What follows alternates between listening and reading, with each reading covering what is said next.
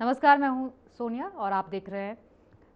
Bulletin की शुरुआत करेंगे। नई दिल्ली में सरकार की ओर से आधिकारिक प्रवक्ता द्वारा साप्ताहिक मीडिया ब्रीफिंग आयोजित की गई। इस दौरान विभिन्न राष्ट्रीय और अंतर्राष्ट्रीय मुद्दों पर सरकार का पक्ष रखा गया। प्रवक्ता ने नीतिगत फैसलों, चल रही योजनाओं और हालिया घटनाक्रमों पर विस्तृत जानकारी दी। Good afternoon, ladies and gentlemen. Let's start our conversation. We begin. The floor is open. Okay, so first, Yeshi, to your question, we have kept you informed of the ships, the Indian ships which have so far crossed the Strait of Hormuz. We've had 4 ships. They were laden with LPG.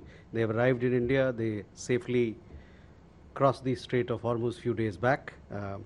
We continue to be in touch with all concerned countries for the safe transit of our ships to meet our energy requirements. As far as there are several questions as to from where we are buying our energy requirements. On that, you are well aware of a broad approach to sourcing our energy needs. It is based on our imperative to secure the needs of our people, 1.4 billion people. 2, what are the dynamics in the market?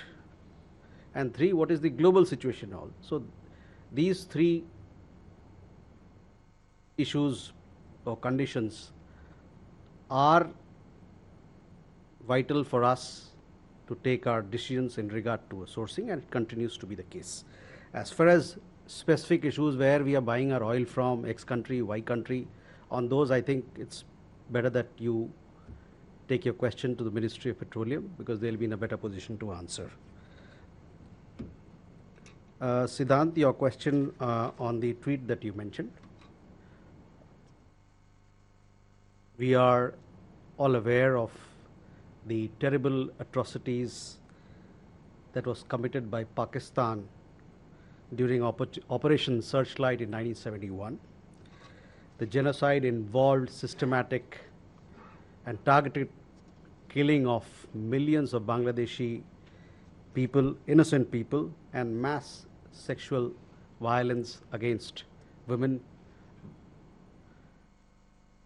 It also forced millions of Bangladeshi people out of their country. They came to India as refugees.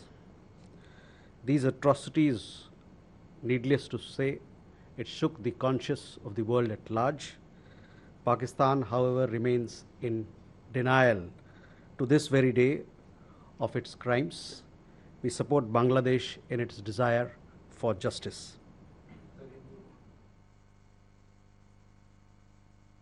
1971 पे जो operation Searchlight Pakistan द्वारा उस समय जो चलाया गया था, उसमें किस प्रकार का वहाँ पर बांग्लादेश में नरसंहार हुआ, उसके बारे में सभी लोग अवगत हैं। इस नरसंहार में एक सुयोजित तरीके से लाखों लोगों की जानें गई, उनको मारा गया, उनके मौत के घाट से उतारा गया। उसके अलावा औरतों के साथ, और जिनको वहाँ वीरांगना कहा जाता है, उनके खिलाफ़ अलग अलग तरीके के वायलेंस हुए, क्राइम्स हुए। और साथ ही साथ चूँकि एक प्रकार का दहशत था उस समय उस देश में, लाखों लोग अपने देश छोड़कर, बांग्लादेशी नागरिक छोड़कर हमारे यहाँ आए शरणार्थी के रूप में। इससे पूरा दुनिया का अंतरात्मा में बहुत एक झकझोर दिया, और अभी तक इन सभी क्राइम्स को लेके, वायलेंस को लेके, नरसंहार को लेके पाकिस्तान एक डिनायल मोड में रहता है।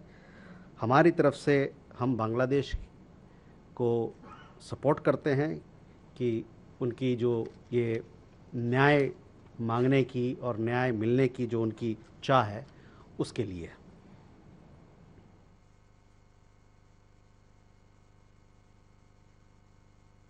ईरान के बारे में उमाशंकर, जैसे मैंने बताया कि 4 जहाज़ हमारे वहाँ से आ चुके हैं, और हम कई सारे देशों के साथ, खाड़ी के देशों के साथ बात कर रहे हैं, ताकि और भी जो हमारे जहाज़ है वहाँ से वो स्ट्रेट ऑफ हॉर्मुज से पार करके सुरक्षित बाहर बाहर भारत आए।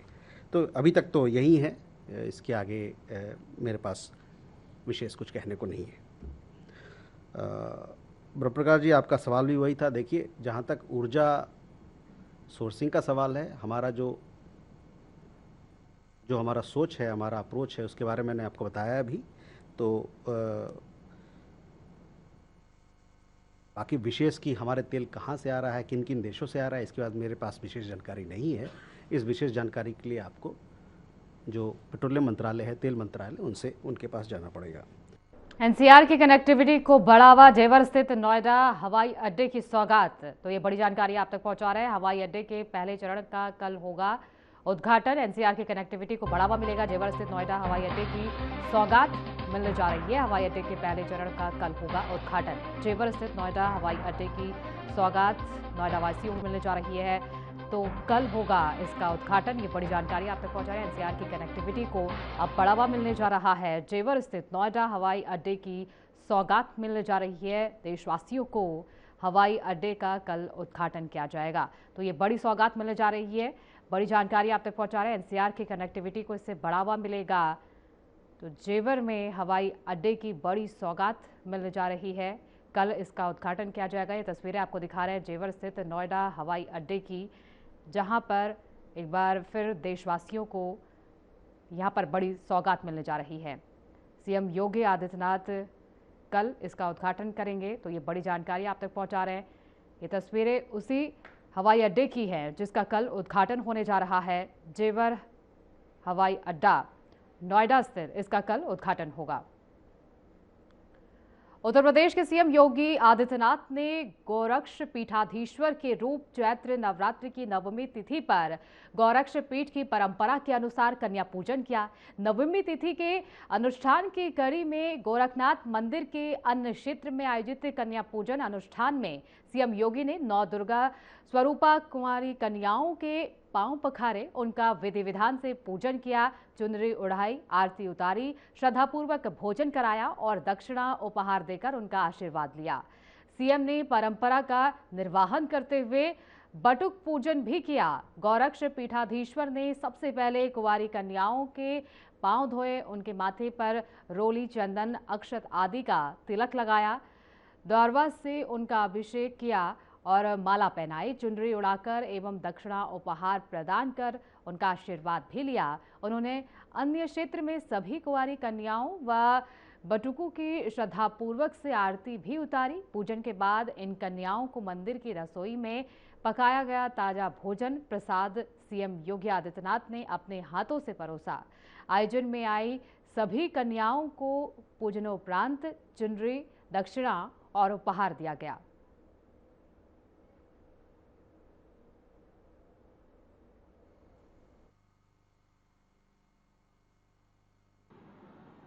मित्रों, आज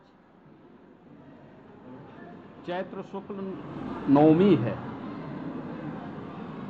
वासंतीय नवरात्रि की सिद्धि प्रदान करने वाली पावन तिथि रामनवमी।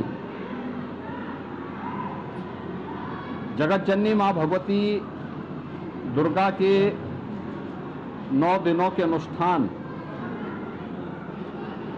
की पूर्णाहुति आज होगी। वासंतीय नवरात्रि की नवमी तिथि सभी प्रकार की सिद्धियों को प्रदान करने वाली, सुख और समृद्धि को लाने वाली तिथि, सर्वत्र खुशहाली प्रदान करने वाली तिथि। मैं इस अवसर पर पूरे प्रदेशवासियों को वासंतीय नवरात्रि की हृदय से बधाई देता हूं। उन सबके जीवन में जगत जननी मां भगवती की कृपा सदैव बनी रहे। उनके व्यक्तिगत जीवन में, पारिवारिक जीवन में, समाज और राष्ट्र में सर्वत्र खुशहाली हो, समृद्धि हो, इसकी शुभकामनाएं मैं पूरे प्रदेशवासियों को देता हूं। वासंतीय नवरात्रि की 9वीं तिथि पर मर्यादा पुरुषोत्तम प्रभु श्री राम का पावन जन्मोत्सव भी रामनवमी के रूप में मनाया जाता है। मर्यादा पुरुषोत्तम प्रभु श्री राम भारत के सनातन धर्म की परंपरा में भारतीय जीवन पद्धति के एक अत्यंत पवित्र आदर्श के रूप में हर सनातन धर्मावलंबी के लिए, हर भारतीय के लिए सदैव से प्रेरणा रहे हैं। जीवन के किसी भी क्षेत्र का वह व्यक्ति क्यों न हो, उस क्षेत्र की आदर्श और उसकी मर्यादाएं क्या हैं, प्रभु श्री राम का आदर्श जीवन चरित्र इस बात की प्रेरणा प्रदान करता है। प्रभु श्री राम के उस पावन जीवन चरित्र से प्रेरणा लेने वाला हर भारतीय आज सुखद अनुभूति का अनुभव कर रहा है। अभी कुछ देर में अयोध्या में श्री राम जन्मभूमि पर, प्रभु श्री राम की पावन जन्मभूमि पर भव्य मंदिर निर्माण के उपरांत 22 जनवरी 2024 को आदरणीय प्रधानमंत्री जी के कर कमलों से रामलला की भव्य और दिव्य प्रतिमा की प्राण प्रतिष्ठा का कार्यक्रम संपन्न हुआ। इस पावन कार्यक्रम के उपरांत श्री राम जन्मभूमि पर भव्य मंदिर निर्माण और राम दरबार का प्रभु श्री राम, माता जानकी,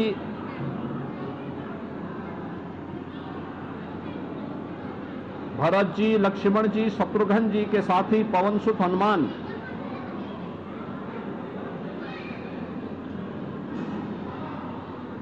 मंदिर में विराजमान हो चुके हैं।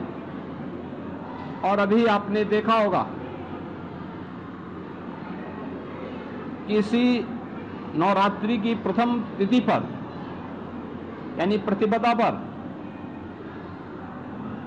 19 मार्च को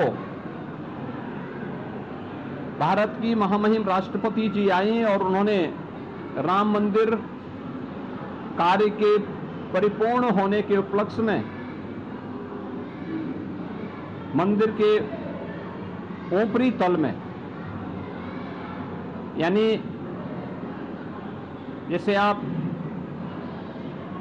तृतीय तल कह सकते हैं, इस तल में श्री राम यंत्र की स्थापना का कार्यक्रम भी संपन्न किया। इससे पहले 25 नवंबर को आदरणीय प्रधानमंत्री जी ने 2025 में भव्य राम मंदिर में भारत की सनातन धर्म के प्रतीक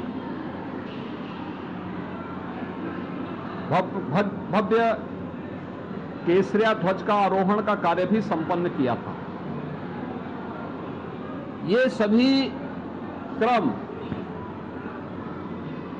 आज अयोध्या में देश और दुनिया के हर सनातन धर्मावलंबी ने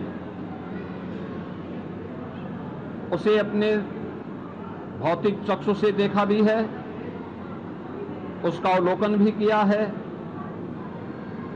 उससे आनंद की अनुभूति भी किया है। अपने जन्म और जीवन दोनों को धन्य धन्य हर सनातन धर्मावलंबी महसूस करता है कि कई कई पीढ़ियां जो कार्य नहीं देख पाई वह उन्होंने अपने जीवन में श्री राम मंदिर के निर्माण के कार्य को, रामलला और राम दरबार, श्री राम यंत्र और पवित्र भगवा ध्वज के आरोहण के कार्यक्रम को भी उन्होंने अपनी आंखों से देखा है। और आज अभी दोपहर में 12 बजे सूर्य नारायण के द्वारा प्रभु राम के जन्मोत्सव के अवसर पर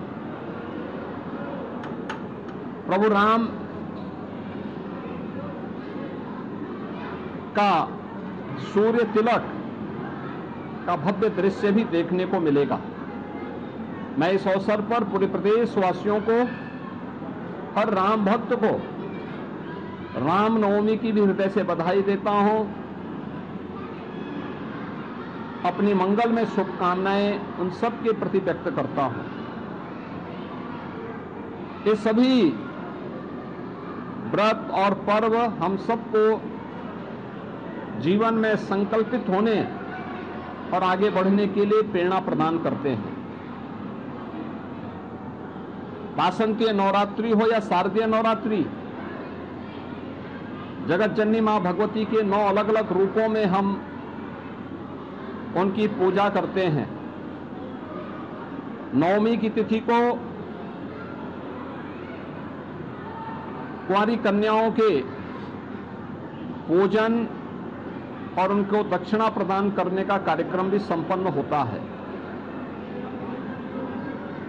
यह कार्यक्रम मातृशक्ति के प्रति सनातन धर्म की श्रद्धा और सम्मान का प्रतीक है।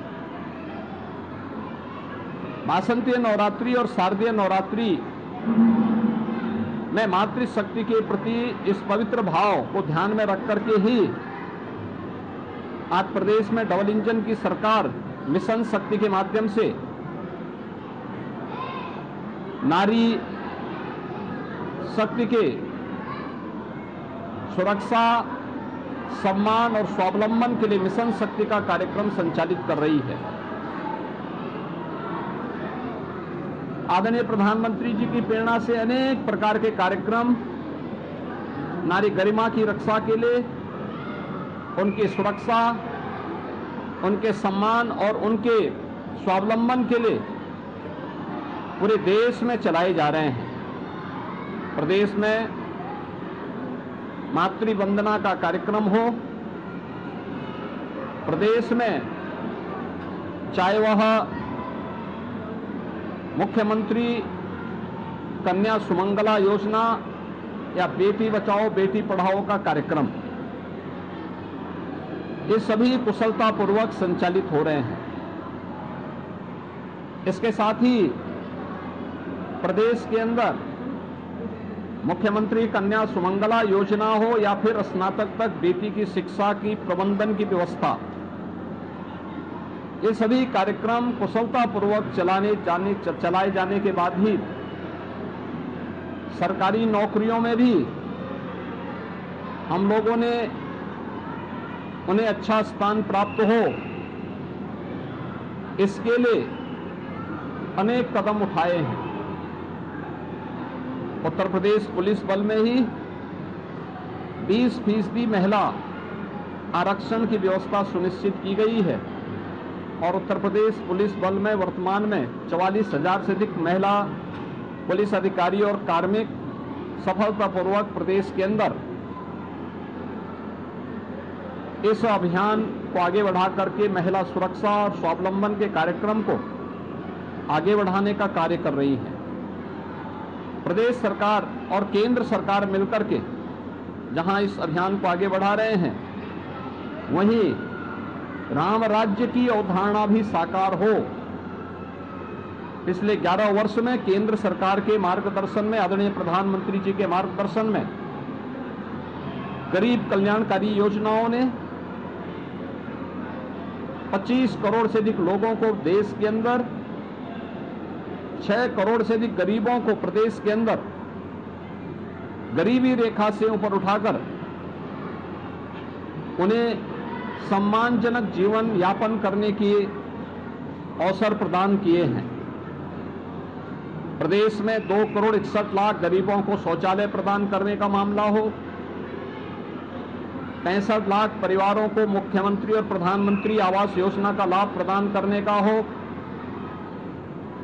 9 से 10 करोड़ लोगों को प्रधानमंत्री जन आरोग्य योजना या मुख्यमंत्री जन आरोग्य योजना में 5 लाख रुपए की स्वास्थ्य बीमा का कवर उपलब्ध करवाने का कार्य हो, 15 करोड़ लोगों को प्रदेश के अंदर फ्री में राशन की सुविधा उपलब्ध करवाने का कार्य हो, या फिर प्रदेश के विकास के लिए बिना भेदभाव के की जाने वाली योजनाएं क्रियान्वित होने का कार्यक्रम, ये सभी सफलतापूर्वक आगे बढ़े हैं। सुरक्षा का एक बेहतर माहौल, हर सज्जन शक्ति का संरक्षण, लेकिन दुर्जन शक्ति के लिए जीरो टॉलरेंस की नीति, समाज के अंतिम पायदान के व्यक्ति के लिए संवेदना, लेकिन भ्रष्टाचार और भ्रष्टाचारियों के प्रति जीरो टॉलरेंस की सरकार की नीति राम राज्य की अवधारणा को साकार कर रही है, जहां विरासत का सम्मान भी है, विकास की गारंटी भी है और शासन की योजना का लाभ बिना भेदभाव के हर व्यक्ति तक पहुंचे, इसके लिए भी एक कार्यक्रम सफलतापूर्वक आगे बढ़ाने जा रहे हैं। आज का कार्यक्रम गोरक्षपीठ में मुझे कुंवारी कन्याओं के पूजन और उनके प्रसाद की व्यवस्था का कार्यक्रम अभी यहाँ पे संपन्न हुआ है। इसके उपरांत श्री राम जन्मोत्सव का कार्यक्रम यहाँ पे संपन्न होगा। ये सभी कार्यक्रम यहाँ पे कुशलतापूर्वक आगे बढ़ रहे हैं। पूरे प्रदेश में जगत जननी मां भगवती से जुड़े हुए पवित्र धर्म स्थलों में काफी भीड़ भाड़ है, वहां की व्यवस्था सुचारू रूप से चल रही है। श्री अयोध्या धाम में लाखों की संख्या में श्रद्धालुजन आकर के श्री राम जन्मोत्सव के कार्यक्रम में भागीदार बन रहे हैं और यह उत्साह पूर्ण वातावरण उत्सव के रंग को कई गुना खुशहाली में बदलने का काम कर रहा है। मैं आज के इस अवसर पर उत्तर प्रदेश को जो उत्सव प्रदेश बनने का आनंद प्राप्त हो रहा है, यह नव निर्माण के 9 वर्षों की महत्वपूर्ण उपलब्धियों में भी एक है। इस अवसर पर मैं एक बार फिर से वासंती नवरात्रि और श्री राम नवमी की पूरे प्रदेश वासियों को हृदय से बधाई देता हूं, अपनी शुभकामनाएं देता हूं।